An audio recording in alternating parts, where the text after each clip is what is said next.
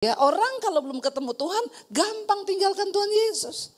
Ya, bukan ujian tantangan loh itu, bukan mau dibunuh loh. Cuma karena daging, ya pengen kawin lagi syaratnya harus tinggalkan Tuhan Yesus. Ya, dan akhirnya tinggalkan. Itu berarti ndak usah heran orang-orang begitu. Lah itu gimana Bu? Kita doakan, ndak usah didoakan juga. Orang namanya belum tercatat juga di buku kehidupan memang.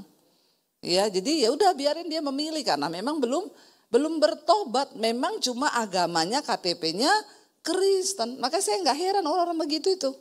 Ya, memang belum tercatat namanya di kitab kehidupan. Nah, jangan sampai saudara juga duduk di sini tapi namanya belum tercatat. Puji Tuhan ya, hari ini kita mau belajar tentang meneladani keteguhan Kristus Bapak Ibu. Saya percaya sebagai orang Kristen, sebagai anak Tuhan, tentu yang harus kita teladani adalah Tuhan Yesus. Bukan pendeta, bukan ya siapapun, tapi yang harus kita teladani adalah Tuhan Yesus. Karena kalau kita melihat manusia maka kita pasti kecewa. Tapi kalau kita melihat Tuhan kita tidak bakal kecewa. Nah, hari ini kita belajar dari Filipi pasal yang pertama. Kita buka ayat 27 dan 30. Tadi yang disampaikan Bapak Gembala.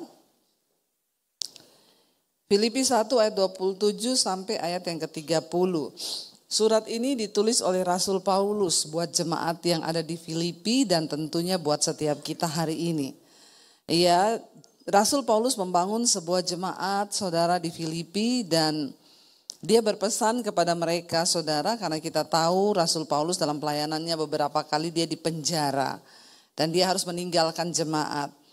Tapi pesannya dia berkata begini, baca bersama, hanya hendaklah hidupmu berpadanan dengan Injil Kristus, supaya apabila aku datang, aku melihat. Dan apabila aku tidak datang, aku mendengar bahwa kamu teguh berdiri dalam satu roh dan sehati sejiwa, berjuang untuk iman yang timbul dari berita Injil.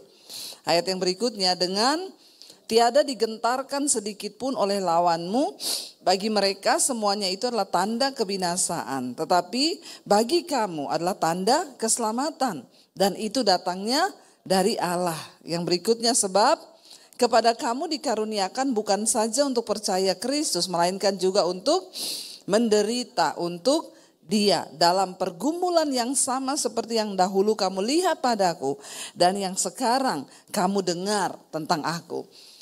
Kita tahu saudara, ketika Yesus mati lalu murid-murid itu diurapi untuk memberitakan Injil. Dari situ Injil mulai tersebar, termasuk Rasul Paulus dipilih menjadi pemberita Injil. Ya, dan tidak mudah memang. Zaman-zaman awal kekristenan begitu dihambat, begitu dapat tantangan yang berat. Ya, sekarang ini kita enak saudara ya. Tidak terlalu banyak lah tantangannya ya. Tidak ada yang mau dibunuh karena ke gereja. Nggak ada yang mau dianiaya karena Injil. Ya, kalau dengar kita nyanyi, wah kita dikejar-kejar. Enggak kan? Terlalu enak kan kita ini, amin apa amin? Masalahnya cuma apa? Tantangannya cuma apa? Jatuh tempo, ya enggak? Ya. Tantangannya cuma apa? Difitnah. Tantangannya cuma apa? Ya saya direndahkan. Tantangannya cuma apa? Ya kita hanya berhubungan dengan masalah-masalah yang timbul dari diri hari ini. Tapi pada zaman itu, ya mereka dikejar, mereka dianiaya orang-orang yang percaya kepada Tuhan Yesus.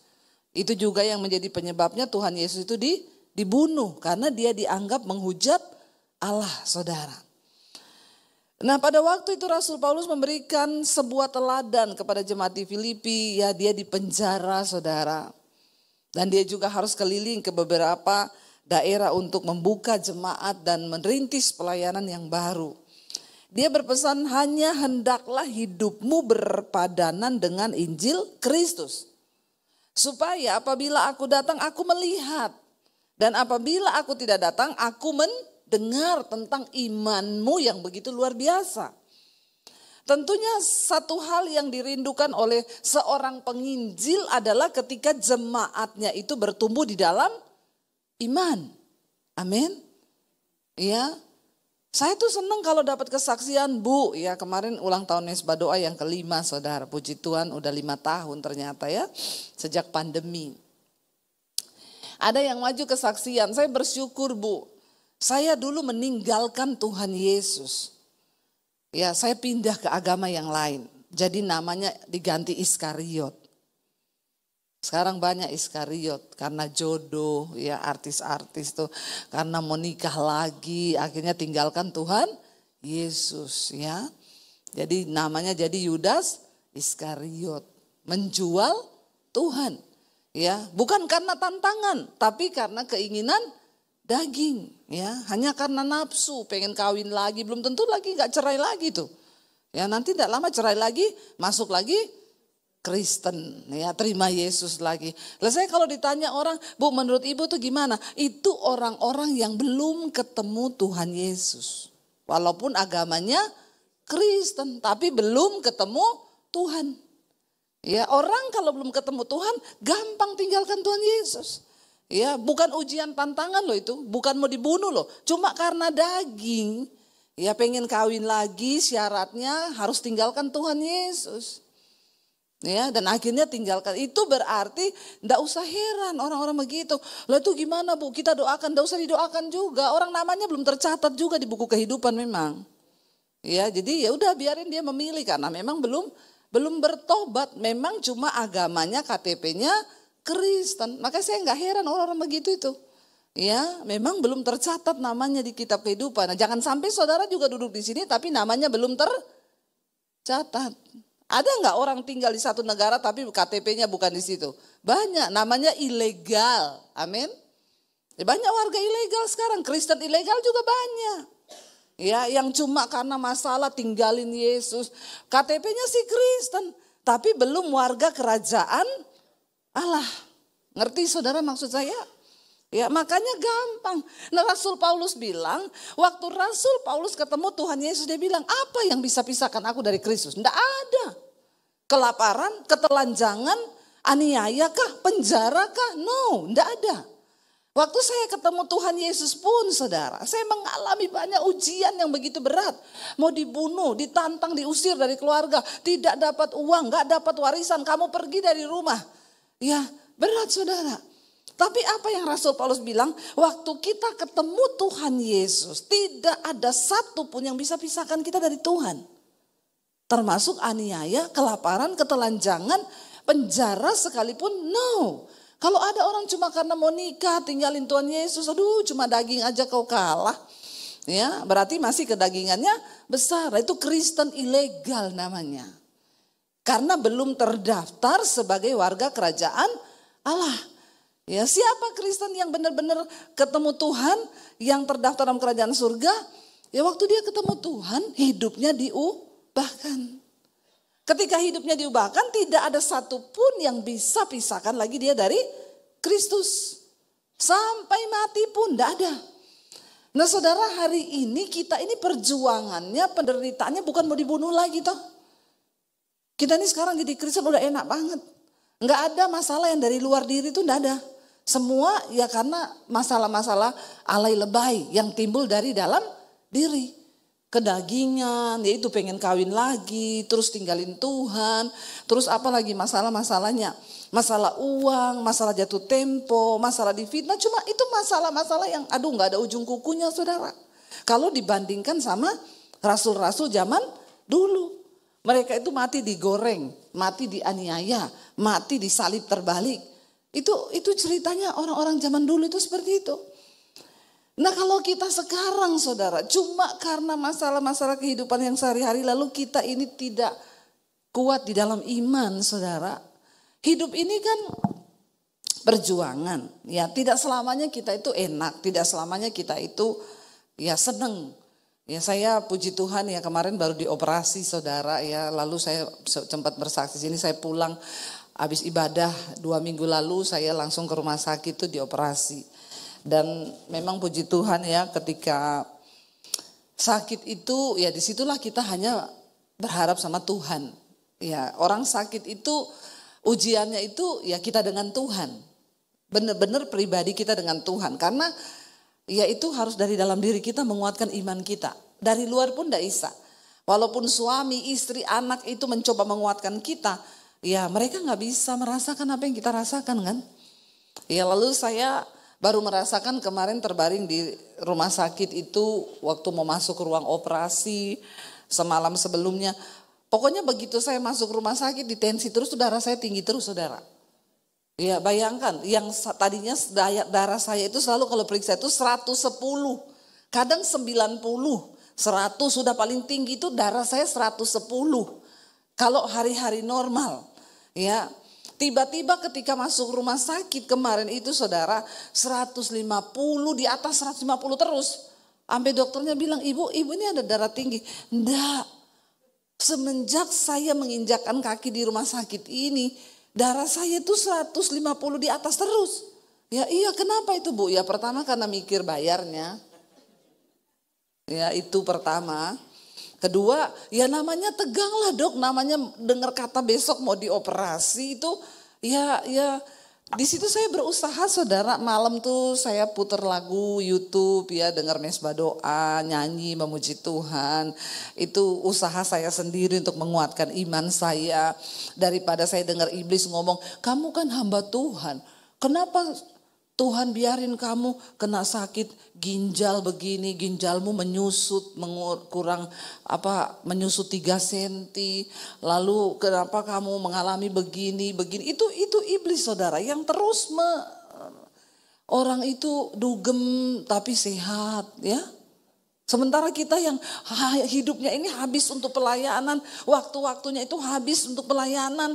Ya kok Tuhan izinkan sakit. Ya kenapa itu orang yang dugem, yang selingkuh tuh kok sehat?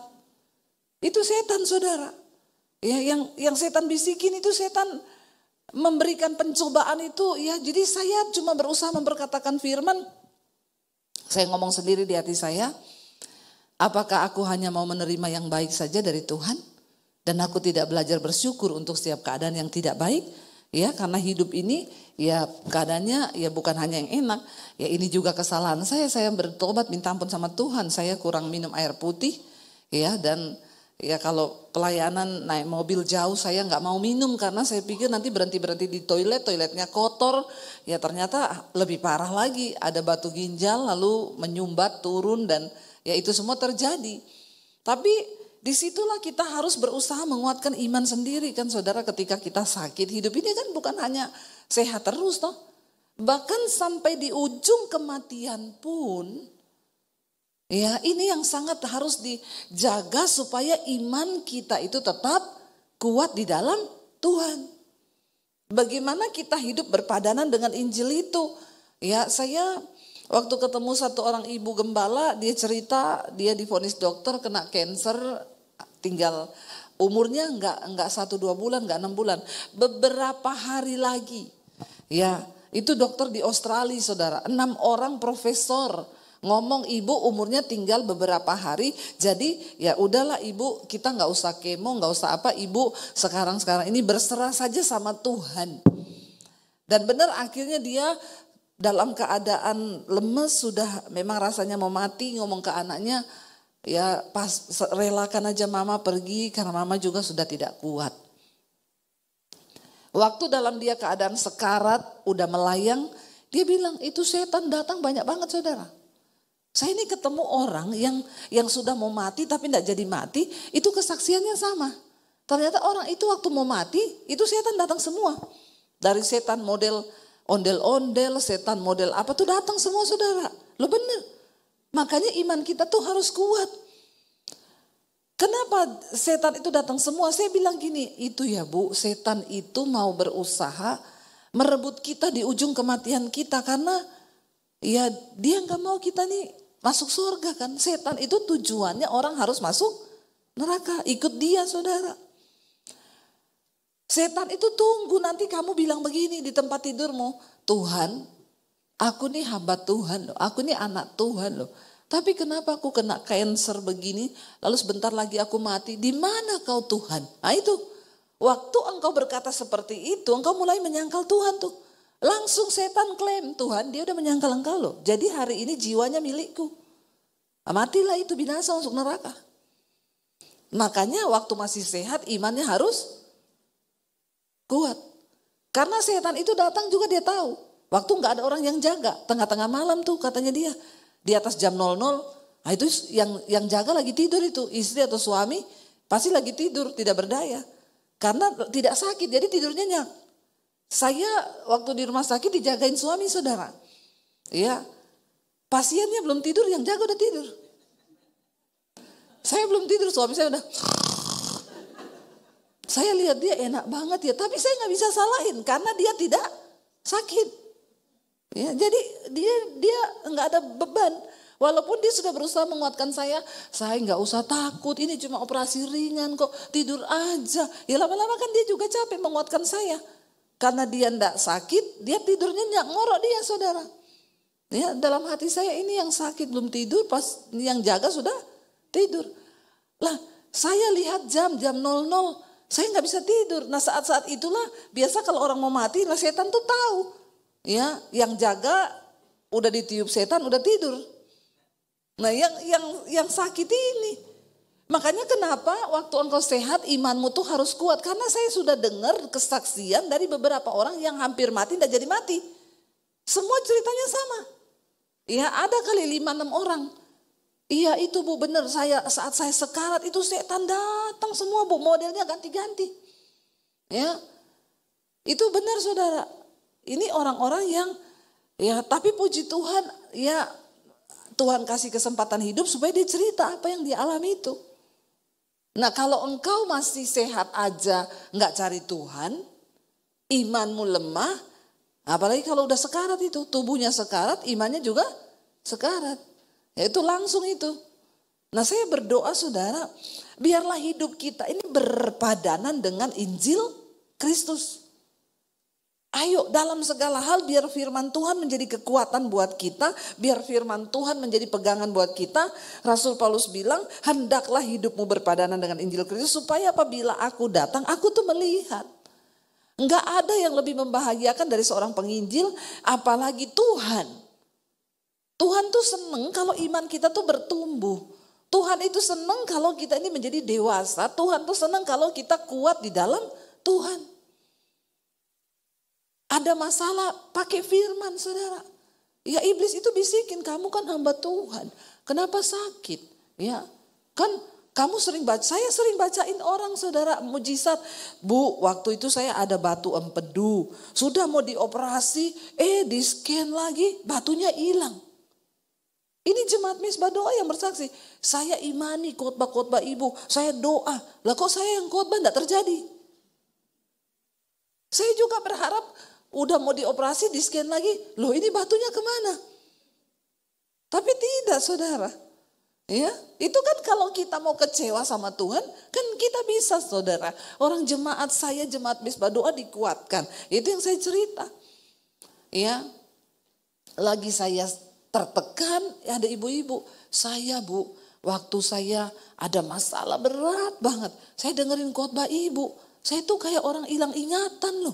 Saya lupa masalah saya. Karena dengar khotbah saya Bu, iya dengar firman yang ibu sampaikan. Saya bilang saya juga mau hilang ingatan Tuhan. Kok dia bisa hilang ingatan, nggak lupa masalah, nggak ingat masalahnya. Saya nggak bisa ini Tuhan, saya ingat terus ini sampai malam nggak bisa tidur. Ya tapi Tuhan bilang kamu harus mengalami. Supaya kamu tahu itu jemaat waktu dia itu cerita Bu saya itu di ruang operasi. Saya stres, saya tertekan. Ya kadang saya gampang aja ngomong, ibu percaya dong sama Tuhan. Iman itu firman Tuhan. Gampang kita ngomong. Tapi ketika kita mengalami, ya itu kita baru benar-benar merasakan. Saya sekarang gampang merasakan. Memang Bu ya berat. Ya masuk di alat CT scan itu, ya tarik napas. Aduh saudara yang biasanya kita lagi enak-enak ini tiba-tiba begitu. Terus masuk di ruang operasi, didorong di tempat tidur. Sampai di sana lihat dokter sudah pakai masker, nyala lampunya. Udah ya ini dibius ya dok, ini iya coba tolong ini. Aduh dengerin omongannya mereka itu tegang kita tuh saudara. Ya tapi kan harus kita kembali lagi. Tuhan, hidup matiku di tangan Tuhan. Kalau hari ini aku mati, puji Tuhan, langsung ke sorga. Namaku tercatat di kitab kehidupan. Tapi kalau belum waktunya mati, enggak mati Tuhan. Itu kan kita sendiri saudara yang harus ngomong, gak bisa orang lain. Makanya ayo hidup ini berpadanan dengan Injil Kristus.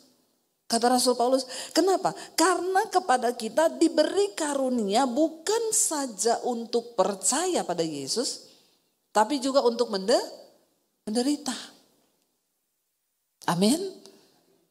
Zaman ini jemaat itu menderita karena nama Yesus, karena mau dibunuh nama Yesus. Kalau sekarang kan bukan menderita karena Yesus, saudara. Menderita karena pinjol. Lah salahnya siapa? Ya. Terus nuduh Tuhan, salahnya sendiri, utang-utang, beli-beli, nggak tahu pengeluaran lebih besar daripada pemasukan, habis itu pinjol, nggak bisa bayar, terus ngomong Tuhan, di mana kau? Saya juga kalau jadi malaikat saya tampar loh mulutmu.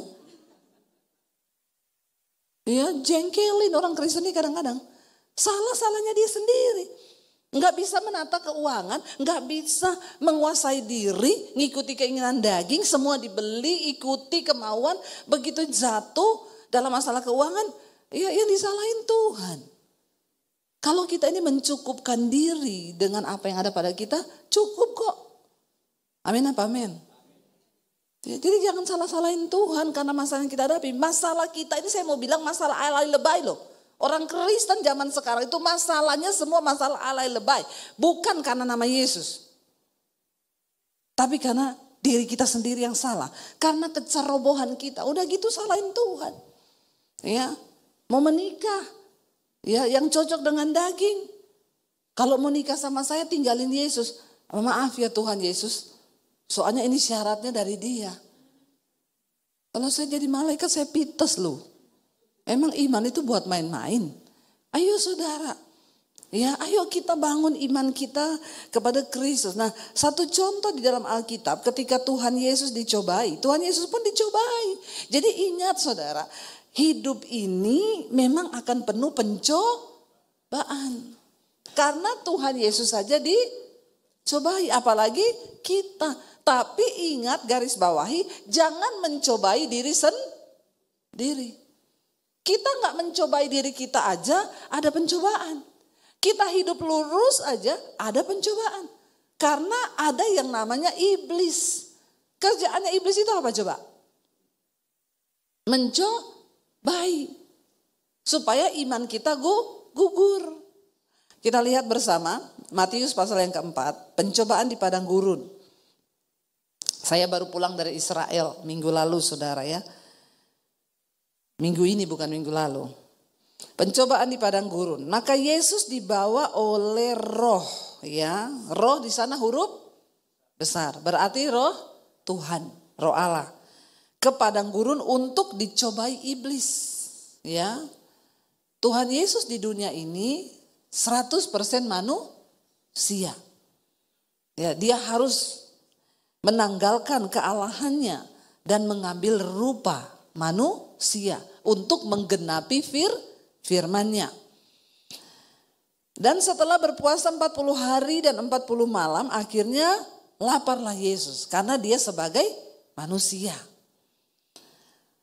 Lalu datanglah si pencoba itu. Siapa si pencoba? Iblis. Ingat saudara ya, saudara mau hidup benar, mau tidak benar, iblis tetap mencobai ya. Dan berkata kepadanya, jika engkau anak Allah, perintahkanlah supaya batu-batu ini menjadi roti. Kenapa? Iblis mencoba Yesus dengan berkata bahwa kamu rubah batu menjadi roti. Karena saat itu dengan jelas dikatakan Yesus puasa 40 hari 4. Lalu laparlah Yesus. Iblis itu paling tahu apa yang kita butuhkan saat ini. Kalau orang berdoa Tuhan kirim aku jodoh yang terbaik. Maka akan dikirim banyak calon-calon. Ya. Kok tiba-tiba datang? Aku lagi berdoa minta jodoh yang terbaik. Ya kok ini datang? Ya tapi Aku berdoanya untuk Petrus, Yohanes kok yang datang Zulkifli. Nah ini kita harus peka saudara. Karena setan itu pintar mencobai. Ya, Yesus lagi lapar. Setan tahu kebutuhannya saat itu pasti makan. Makanya dia bilang ubah batu jadi roti. Kenapa dia nggak bilang ubah batu jadi duit? Ya, yang paling Yesus butuhkan saat itu adalah roti. Hati-hati saudara, apa yang kau butuhkan hari ini? Setan tahu. Setan paling tahu. Tapi ingat, Tuhan Maha tahu. Tetap bergantung pada Injil. Tetap bergantung pada Kristus. Kita butuh duit nih, tiba-tiba ada orang datang nawarin duit. Belum tentu itu jawaban doa. Bisa jadi itu tawaran setan. Karena kita lagi butuh. Ya, makanya perlu kepekaan berjalan bersama Tuhan. Hidup ini berpadanan dengan Injil Kristus. Lalu saudara di sana dikatakan, kamu kan anak Allah, perintahkan batu ini menjadi roti. Kalau Yesus terumpan sebagai manusia, dia tahu dia berkuasa saudara. Lalu dia mau tunjukin kesombongannya, oh kamu belum tahu, jangankan batu, kau pun bisa saya jadikan roti. Itu adalah sifat manusia. Kalau ditantang pasti tertantang. Karena kesombongan. Kamu jual saya beli. Jangan saudara. Biar diobral tahan jangan beli. Kadang-kadang itu tipuan setan. Yesus berkata begini saudara. Ada tertulis. Yang Yesus keluarkan firman. Ada tertulis. Manusia hidup bukan dari roti saja, tetapi dari setiap firman yang keluar dari mulut Allah. Makanya harus banyak hafal. Hafal apa saudara? Drama Korea. Harus banyak baca firman. Tapi bagaimana mungkin membaca saja aku sulit. Baca Alkitab enggak pernah. Lalu apa yang kita mau pakai lawan setan? Kau nggak bisa lawan setan pakai hafalan-hafalan primbon. Kau nggak bisa lawan setan pakai otakmu manusia karena terbatas. Karena cuma satu yang bisa mematahkan serangan iblis yaitu firman Tuhan. Yaitu setan bilang, kamu kan hamba Tuhan, hidupmu itu habis untuk melayani Tuhan. Bahkan kalau pelayanan itu hari Minggu 5-6 kali khotbah, ginjalmu sakit. Kenapa Tuhan gak kasih kamu kesehatan? Dia kan bisa hilangkan batu itu, gak usah dioperasi begini-begini. Saya bantah dengan firman iblis, saya menerima bukan hanya yang baik dari Tuhan. Karena saya tahu dalam setiap perkara Tuhan turut bekerja untuk mendatangkan kebaikan di hidup saya. Apakah setan lari? Hari itu iya, nanti sore dia balik lagi. Balik dengan serangan yang lebih jitu. Ya. Lalu saya juga balas dia serangan yang lebih jitu. Hidupku untuk Kristus, mati pun untuk Kristus. Kalaupun aku mati hari ini, aku tetap bilang Tuhan itu baik. Dia pergi saudara. Dia merenung di belakang kamar mayat rumah sakit. Cari ide dia. Makanya kita harus punya firman. Lah kalau kau gak punya firman, kau mau lawan setan pakai apa? Makanya kelepek-kelepek imanmu kalah. Hancurlah iman kita. Cuma masalah kecil sudah marah sama Tuhan. Gak mau ke gereja. Karena manusia tersinggung gak mau pelayanan. Alay lebay kau. Ya, belum hadapi masalah yang besar. Cuma tersinggung. Cuma difitnah. Ya, ada orang Kristen. Saya gak bakal injak gereja lagi. Kenapa? Ada jemaat bawa anjing ke gereja bu. Dari situ dia gak mau ke gereja. Lah kenapa kamu marah sama Tuhan gara-gara ada jemaat bawa anjing ke gereja? Ya udahlah, ya mungkin dia pengen anjingnya juga bertobat. Anjing aja ke gereja, kenapa lu gak ke gereja? Aneh kan orang-orang Kristen ini. Ada lagi saya udah gak mau ke gereja lagi. Itu pendeta ya, saya senyumi dia gak senyum. Please deh. Ya, Aduh, kita ini cuma masalah-masalah kayak gitu, mungkin pendetanya juga besok mau jatuh tempo. Harusnya juga kau datangi, Pak Pendeta saya tadi senyum, Bapak kok nggak senyum, kenapa Pak? Mungkin dia curhat, saya juga ada masalah ini. Ya, kenapa besok jatuh tempo? Oh sudah Pak saya bayari, kan gitu toh. Ini jemaat udah pelit, tersinggungan lagi. Ini kayak gini-gini perlu dibaptis di laut mati kayaknya. Ya, di laut mati nggak bisa tenggelam, saudara ngapung terus itu. Ya heran saya itu, cuma masalah-masalah kecil, tersinggung apa nggak ke gereja. Untuk masuk surga ini saudara, perjuangan kita ini berat, mengalahkan kedagingan kita. Hari ini kita nggak dibunuh loh, hari ini kita nggak diancam mati loh, kagak. Makanya Rasul Paulus bilang penderitaan ringan yang kita hadapi hari ini tidak akan melampaui kemuliaan besar yang akan kita terima, amin. Jangan pernah tinggalin Tuhan. Ya, setan tahu yang kau butuhkan hari ini dan dia akan mencoba engkau, tapi Tuhan Yesus berkata, ada tertulis. Makanya harus hafal firman, ada tertulis. Kemudian iblis membawanya ke kota suci dan menempatkan dia di bumbungan bait Allah. Lalu berkata kepadanya, jika engkau anak Allah, jatuhkanlah dirimu ke bawah. Sebab ada tertulis mengenai engkau, ia akan memerintahkan malaikat-malaikatnya dan mereka akan menatang engkau di atas tangannya supaya kakimu jangan terantuk kepada batu. Setan ngomong lagi. Ya dia bawa Yesus ke atas bumbungan bait Allah, tempat yang tinggi. Ya coba lompat. Nanti kan malaikat datang dan menatang engkau dengan tangan mereka.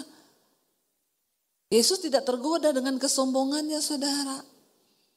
Ya, Yesus tahu ini setan lagi mencobai. Yesus berkata kepadanya apa? Ada pula tertulis, janganlah engkau mencobai Tuhan Allahmu. Makanya kuncinya supaya iman kita kuat berpadanan dengan firman Tuhan adalah baca Alkitab. Supaya kita tahu. Cuma itu aja orang Kristen itu. Kalau nggak pernah baca Alkitab, kau tabrak kanan, tabrak kiri, ada masalah, udah gitu mau konseling sama pendeta. Saya tuh sekarang nggak mau hadapi orang konseling. Ibu sudah baca Alkitab belum? Karena kalau ibu cuma konseling terus sama saya, ibu nggak baca Alkitab, percuma.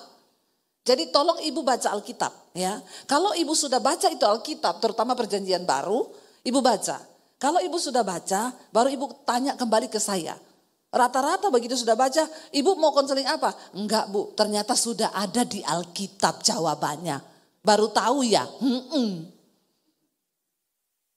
Karena selama ini tidak pernah baca Alkitab. Semua masalah kita, semua pencobaan yang iblis lontarkan ada ayatnya saudara. Ya kalau setan bilang, kamu harus benci iparmu itu kurang ngajar, kamu ditipu gini-gini. Ada tertulis. Jangan kalah dengan kejahatan, tapi kalahkan kejahatan dengan kebaikan. Ada tertulis. Masalahnya kalau nggak pernah baca Alkitab, ya wes lah. Walau alam, saya nggak tahu juga mau ngomong apa. Orang Kristen sekarang jarang dan tidak mau baca Alkitab. Udah nggak mau baca Alkitab, dengar khotbah nggak mau. Tapi bikin jalan sendiri terus tiap hari. Makanya salah jalan, tersesatlah. Ya kalau sudah tersesat bilang Tuhan tidak adil. Saya sampai malaikat aja kena mental sama orang Kristen sekarang ini, bener ya. Malaikat bilang sudah nggak tahu apa-apa, sok tahu, nyalahin Tuhan. Ayat 8, dan iblis membawanya pula ke atas gunung yang sangat tinggi dan memperlihatkan kepadanya semua kerajaan dunia dan kemegahannya. Setan ini udah coba-coba nggak kena-kena. Nah ini setan coba yang terakhir. Karena memang semua manusia pengen kemegahan. Semua manusia pengen harta, pengen uang. Dan berkata kepadanya, semua itu akan kuberikan kepadamu jika engkau sujud menyembah aku. Nah ini, ya pengen jodoh, pengen ini ya, tapi sujud menyembah aku, tinggalkan Yesusmu. Dan berkata kepadanya, semua itu kuberikan asal kau sujud menyembah aku. Maka berkatalah Yesus, enyahlah iblis, sebab ada tertulis, engkau harus menyembah Tuhan Allahmu dan hanya kepada Dia saja engkau berbakti. Lalu iblis meninggalkan dia dan lihatlah malaikat-malaikat datang melayani Yesus. Engkau tidak akan pernah melihat berkat campur tangan Tuhan. Bahkan malaikat melayanimu kalau kau tidak lulus di dalam pencobaan. Kemegahan terakhir yang iblis tawarkan. Banyak sekarang orang imannya jatuh karena tawaran kemegahan. Akhirnya menyimpang dari iman, menghalalkan segala cara untuk mendapat kemegahan dunia, saudara. Itu tidak usah dicari, itu bonus yang akan Tuhan tambahkan. Tapi fokus kita harus tetap kepada Tuhan. Salahkah kalau kita dapat kemegahan? No. Tapi kalau itu menjadi tujuan hidup kita, maka kita sedang salah melangkah. Itu bonus yang akan Tuhan kasih kalau hidup kita berkenan kepada Tuhan. Tapi kalau kita nggak berkenan, banyak begitu. Saya kalau mau bersaksi bagaimana Tuhan buka jalan, kasih hikmat, menambahkan berkat tuh nggak akan ada habisnya, saudara. Saya cuma terwaw dengan apa yang Tuhan buat. Tapi ya kuncinya, ayo, ada begitu banyak kemudahan yang sanggup Tuhan lakukan di dalam hidup kita. Asal kita berkenan kepada Tuhan. Tapi banyak orang Kristen sekarang pede sekali. Ya, karena kita ini sudah menerima kasih karunia. Jadi mau berdosa, mau apapun, tidak akan ditolak. Ini ditulis di perjanjian baru loh. Ya, di zaman kasih karunia, Tuhan Yesus sudah mati. Ya, ini bukan perjanjian lama. Rasul Paulus itu siapa Bapak Ibu? Rasul Paulus itu seorang yang hidupnya benar-benar diserahkan hanya untuk Tuhan. Setelah dia bertobat menerima Tuhan Yesus, dia berkata, setiap hari aku berada di dalam bahaya maut karena nama Yesus. Setiap hari loh. Rasul Paulus berada dalam bahaya maut karena nama Yesus. Nah, kita tiap hari berada dalam bahaya maut karena apa? Karena pinjol. Ya, hingga banyak orang bunuh diri. Ya, pinjol, dikejar-kejar, utang. Tapi Rasul Paulus setiap hari berada dalam bahaya maut karena nama Yesus. Dia bilang, aku ini karam kapal berapa kali, disesah berapa kali, dikeroyok berapa kali memberitakan Injil. Di penjara, dihakimi, disidang. Ya, jadi memang benar setiap hari rasa-rasanya dia itu hampir mati dalam bahaya maut karena pelayanan. Ya, hidupnya itu habis untuk melayani Tuhan. Saya aja kemarin pulang dari Kalimantan, saudara. Ya, kita naik mobil, ya landing di Palangkaraya, lalu lanjutkan perjalanan ke Gunung Mas, ya daerah Kuala Kurun. Lalu udah naik jam itu 4 jam lebih ya dari Palangkaraya. Jalannya itu kalau orang hamil pasti keguguran. Ya lompat-lompat terus mobilnya. Tiba-tiba berhenti di pinggir sungai. Lalu sopirnya bilang, "Bu, nanti kita nyeberang pakai perahu itu." Terus saya bilang sama mobil-mobilnya, "Iya, itu perahu kayu loh. Mobil naik di situ?" "Iya, Bu." "Aman?" "Aman, Bu." Ya, tenang saja. Itu aja saya deg-degan loh, saudara. Ya, padahal itu belum bahaya maut, itu belum. Nah, Rasul Paulus itu mengalami yang lebih wow lagi dengan Tuhan dan untuk pelayanan. Bayangkan dia yang setiap hari melakukan seperti itu, dia masih bilang apa? Aku melatih tubuhku dan menguasainya seluruhnya, supaya jangan setelah aku memberitakan Injil aku ditolak sama Tuhan. Lah kita ini saudara pernah nggak berpikir takut ditolak waktu Tuhan datang? Ada yang pernah berpikir, aku nih jangan-jangan ditolak apa diterima ya Tuhan datang? Oh enggak Bu, pede Bu, pasti diterima. Ya, itu yang saya salut dari orang Kristen zaman now ini. Ya udah selingkuh, bersinah, dugem, tapi pede masuk surga. Ya maaf saudara ya, maaf kalau kita tidak menghormati Tuhan. Maaf ya, dan apa yang harus kita lakukan hari-hari ini? Ayo kita disiplin diri kita. Melatih tubuhku dan menguasainya seluruhnya. Jangan bermain-main dengan dosa. Bagaimana kita bisa hidup berdampak? Saya itu selalu bilang gini. Pertama, berdampaklah buat diri sendiri dulu. Amin. Enggak usah muluk-muluk, buat diri sendiri dulu. Ayo kita introspeksi. Sebagai istri, sudahkah kita menjadi istri yang berdampak buat diri kita? Ya, nggak nyusahin suami, nggak nyusahin anak. Lalu sekarang sebagai suami, apakah engkau menjadi suami juga yang nggak nyusahin istri, nggak nyusahin anak? Sebagai anak, apakah engkau berdampak bagi dirimu sendiri yang tidak nyusahin orang tua? Atau setiap hari cuma main HP terus? Ini kan nyusahin orang. Banyak orang saudara, untuk dirinya sendiri aja dia gak berdampak. Orang kayak begini tidak mungkin bisa mengalami kesuksesan, nggak mungkin hidupnya itu bisa berdampak bagi. Nah, bagaimana kita ini bisa berdampak bagi diri kita? Nomor satu, kita harus disiplin.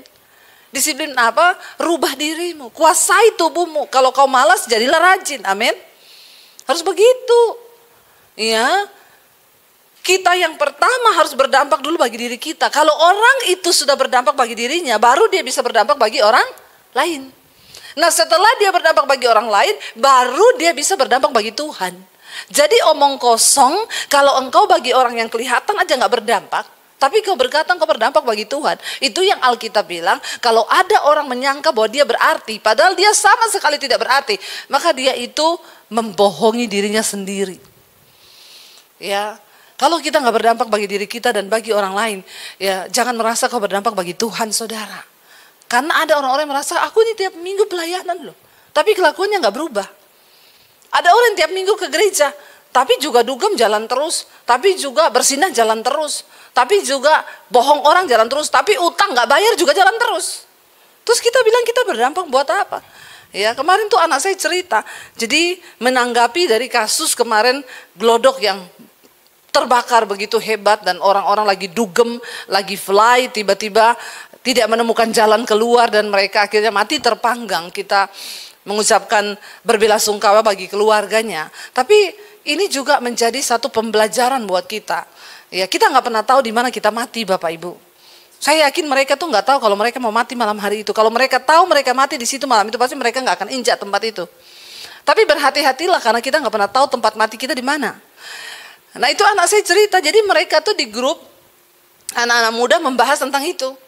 Lalu anak saya tanya, jadi guys, menurut kalian apa hikmah yang bisa kita petik? Nah, teman-temannya yang suka dugem ngomong, ya dari peristiwa itu kita harus berpikir lagi kalau mau dugem cari tempat yang masih baru. Yang listriknya itu memang benar-benar baru dibikin, jadi dan pelajari pintu keluar. Ini sih gila ya saudara. Saya bilang sama anak saya, teman-temanmu jawab gitu, iya mam. Emang udah gak nyambung sih mam mau ngomongin soal kebenaran sama orang-orang kayak gitu, gak bisa. Kayaknya udah buntu, udah tertutup. Bukannya ngomong, ih ngeri ya, iya kita nih harus tobat. Ya enggak, tapi pastikan tempat dugemnya itu bangunannya baru. Dan kalau kau masuk, cari tahu dulu exit, pintu keluarnya. Supaya kalau ada apa-apa, kau tahu pintu keluarnya di mana. Kau tidak pernah tahu itu menjadi pintu kematian bagimu. Jangan coba mempermainkan Tuhan. Dan mereka itu kalau udah dugem saudara, nanti hari Minggu ke gereja, tadi malam Minggu kan pergi dugem. Nanti hari ini mereka ibadah, nanti bikin story catatannya gini, seimbang. Antara dunia dan rohani seimbang. Orang seimbang aja gak masuk surga. Rohanimu harus lebih di atas, bahkan dagingmu harus mati. Makanya Rasul Paulus bilang, aku melatih ini sekelas Rasul Paulus yang gak pernah dugem. Sekelas Rasul Paulus yang setiap hari dia itu pelayanan, memberitakan Injil. Dia masih bilang, aku takut nanti jangan sampai Tuhan datang, aku ini ditolak. Mengerikan loh saudara, sementara banyak orang Kristen sekarang santai, kasih karunia gak ditolak. Ya, kita perlu berdoa. Dan namanya mendisiplinkan diri itu memang tidak mudah.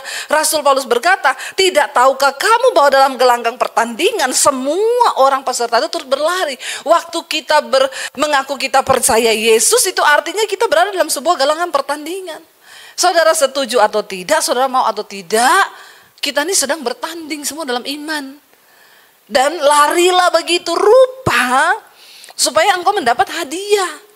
Ya, bayangkan dia bilang, kalau orang dunia saja yang mengejar mahkota yang fana, mereka bisa menguasai diri dalam segala hal, apalagi kita anak Tuhan yang menerima mahkota abadi. Ya, saya tuh baca Ronaldo tuh saudara, ternyata dia itu untuk menjadi juara, hidupnya itu benar-benar disiplin, diatur. Jam 5 pagi dia bangun, ya. Bangun olahraga, lari dia. Setelah itu dia pulang, dia makan saudara. Makannya pun diatur. Dada ayam, telur ya. Nggak boleh makan cireng, nggak boleh. Ya, apalagi makan apa lagi, seblak, itu nggak ada. Ya, dia nggak boleh makan seblak saudara. Nanti itu pasti merusak kesehatannya. Dan itu sangat dilarang. Dan dia harus disiplin. Memang dia lakukan itu. Setelah itu dia sarapan jam 10 pagi, dia tidur lagi. Setelah tidur dia bangun, dia olahraga lagi, latihan lagi, lari. Habis itu dia pulang, dia makan siang. Nanti setelah itu dia tidur lagi. Jadi kerjaannya itu tidur, makan, olahraga, latihan, tidur, makan, latihan. Kenapa? Karena demi memperoleh piala. Dia itu jago, dia dibayar untuk itu. Ya mahal sekali. Itu untuk memperoleh mahkota yang fana. Betapa kita ini untuk memperoleh mahkota yang abadi, kata firman Tuhan. Menguasai diri dalam segala hal saudara. Dan dikatakan larilah begitu rupa. Artinya apa? Nggak bisa santai. Makanya Rasul Paulus bilang, tiap-tiap orang yang turut mengambil bagian dalam pertandingan menguasai dirinya dalam segala hal. Mereka berbuat demikian untuk apa? Memperoleh satu mahkota yang fana. Tetapi kita memperoleh suatu mahkota yang abadi. Tuhan mau kita mencapai kesuksesan itu bukan cuma sampai di dunia ini, tapi sampai pada kekekalan. Dan orang yang bisa menguasai dirinya sendiri, menaklukkan dagingnya kepada firman Tuhan, dia pasti diberkati Tuhan di dunia ini. Dan dia juga pasti disambut Tuhan ketika satu saat dia mati nanti. Itu namanya kita ini sukses sampai pada kekekalan. Ya. Dan Rasul Paulus bilang, sebab itu aku tidak berlari tanpa tujuan. Saudara pernah nggak ketemu pelari lomba lari nih, terus ditanya finishnya di mana? Nggak tahu, pokoknya aku lari aja. Itu namanya lari dari kenyataan. Benar nggak saudara? Bahaya kalau orang lari tanpa tujuan, bisa nyasar ke rumah janda. Bapak-bapak kalau lari pagi hati-hati ya, harus ada tujuannya ya. Karena dulu saya baca berita, ada satu orang bapak meninggal saudara. Meninggalnya di rumah janda. Dan janda itu tetangganya sendiri. Jadi tiap jam 5 pagi bapak ini izin sama istrinya mau lari pagi. Kadang istrinya liatin dia, dadah ma, dia keluar dulu sampai luar komplek. Setelah istrinya masuk dia balik. Cuma lari-lari, ternyata di tempat. Larinya di rumah janda tetangganya, tiba-tiba kena serangan jantung, mati di rumah janda. Heboh satu perumahan, ini kejadian di Jakarta. Heboh satu perumahan, ternyata bapaknya meninggal dan ya jandanya kan takut, ya harus panggil satpam dong. Nggak bisa kan sembunyi mayat, bagaimana ini mati di rumahnya. Istrinya syok, jadi ternyata selama ini suamiku lari ke rumahmu. Nah itu lari tanpa tujuan, begitu itu jadinya. Jadi bapak-bapak kalau kamu lari pagi pastikan ada tujuannya ya. Tujuannya itu ke lapangan atau kemana, jangan nyasar. Orang itu kalau berlari tanpa tujuan bahaya. Ya, saya nggak mau saya nih berkhotbah, lalu saya tuh tidak melakukan firman dan lalu saya nggak selamat gitu, saya masuk neraka terus ngapain saya khotbah? Ya, jangan berpikir, mari kita jangan menipu diri kita sendiri. Ada orang-orang yang mungkin saya pelayanan bu setiap hari Minggu, ya tapi hidupmu berubah nggak? Kau berkenan nggak sama Tuhan? Nah, itu kan kalau kita ini pelayanan tapi kita nggak jadi pelaku firman, kita nggak kejar perkenanan Tuhan, itu sama dengan pelari yang lari tanpa tujuan. Mending berhenti kau. Dan Rasul Paulus bilang, aku juga bukan petinju yang sembarangan memukul. Lah masa petinju sembarang memukul, lawannya di situ, dia mukulnya di sini, yang dia pukul wasit saudara. Ya, wasitnya yang pingsan ya kau di DO lah, keluar dari pertandingan. Lagian kalau orang mau latihan tinju, dia memukul tidak kena pada sasaran, dia kan kelelahan sendiri kan, kehabisan tenaga kan, ya bahkan bisa kalah di tengah jalan. Kita harus pahami hidup ini. Jangan cuma cari kaya. Orang kalau cuma cari kaya tiap hari dia pikir uang. Lalu dia kehilangan waktu untuk mengejar perkenanan Tuhan. Engkau seperti seorang petinju yang sembarang saja memukul. Kau bisa kaya kalau kau rajin saudara. Tapi bukan itu goal dari hidup di dunia ini. Goal kita itu adalah sampai pada kekekalan. Kalau kita kaya tiba-tiba kita mati. Ya saudara, kalau kita udah mati, kita itu diingat orang cuma sebentar aja kok. Ya. Suami kalau mati, istrinya ingat pasti ya. Adalah istri yang masih nangis sampai 1 tahun masih ingat suaminya. Tapi jarang juga ya. Apalagi kalau istri yang mati, suami itu nangis paling banter 1 bulan. Habis itu dia udah kawin lagi. Ya, udah gak ingat dia sama istrinya. Itu biasa terjadi. Ya, makanya ada satu istri waktu mau meninggal, dia bilang sama suaminya, "Pak, aku berpesan kepadamu 3 hal yang aku minta daripadamu." "Apa, Ma?" "Pertama, rawat anak-anak kita." "Iya, Ma." "Yang kedua, kamu boleh nikah lagi kalau kuburan saya sudah kering." "Oh iya, Ma, senang." "Yang ketiga, tolong sirami kuburan saya tiap hari." Sama aja bohong, berarti gak bisa kawin lagi nih. Ya, karena istrinya tahu kalau dia mati pasti suaminya kawin lagi. Saudara, dengar baik, sekaya apapun engkau, waktu kau mati, orang gak ingat lagi. Dan setelah kita mati, itu adalah awal dari sebuah kehidupan yang sesungguhnya. Karena hidup di dunia ini bukan hidup yang sesungguhnya ini. Ini kita cuma perantau, kata firman Tuhan. Ada satu tanah kekekalan yang akan kita semua lagi tuju ke sana ini.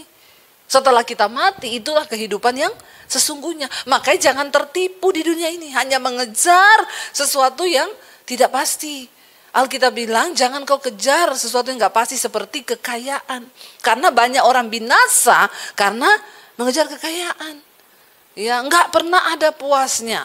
Ya, apalagi sudah kejar kekayaan, selingkuh, ya, simpan dosa kayak bapak itu yang mati di rumah janda. Ya, kenapa saudara? Karena orang kalau selingkuh itu kan pasti deg-degan jantungnya. Ya, udah gitu dia sembunyiin uang lagi dari istrinya. Jangan coba-coba kau sembunyiin uang dari istrimu, pasti jantungmu berdebar cepat. Ya, jadi saudara, ayo kita kejar kekudusan Tuhan supaya hidup ini sampai pada kekekalan kita bisa menerima yang baik dari Tuhan. Lalu kita mau lihat dulu saudara. Mari kita baca bersama 1 Timotius 4 ayat 8, kita lihat. Jangan hanya mengejar sesuatu yang nilainya sampai di dunia ini saja. Baca bersama. Latihan badani itu terbatas gunanya, tetapi ibadah itu berguna dalam segala hal karena mengandung janji, baik untuk hidup ini maupun untuk hidup yang akan datang. Sekarang tuh banyak orang lagi heboh-heboh nge-gym saudara. Ya, bagus, nge-gym tuh bagus, sangat bagus. Ya, anak saya tuh tiap bangun rebus telur. Oh, harus minum telur, Mam, supaya otot kering. Ada proteinnya banyak. Makan telur pagi 2, nanti siang dada ayam 500 gram direbus. Nggak pakai bumbu, nggak pakai apa. Malam makan sayur-sayuran, telur lagi. Supaya apa? Supaya otot kering. Saya bilang biarpun ototmu itu kering, kalau kau nggak pernah angkat galon, kau tidak berdampak, nak. Ya, jangan cuma kejar ototmu kering. Di rumah angkat galon. Ya, supaya hidupmu berdampak. Angkat tugas sana, bawa ke belakang. Itu hidupmu berdampak, ototmu juga berdampak. Buat apa kamu tuh latihan kayak begitu tapi hidupmu tuh gak berdampak? Karena latihan badani terbatas gunanya, cuma sampai di dunia ini saja. Tetapi dikatakan ibadah itu mengandung janji, berguna dalam segala hal dan mengandung janji baik untuk hidup yang sekarang maupun hidup yang akan datang setelah kita mati. Ya, ayo latih dirimu untuk beribadah, saudara. Latihlah dirimu untuk beribadah, kata firman Tuhan. Seperti Rasul Paulus bilang tadi, kita harus memikirkan hidup yang sampai yang akan datang.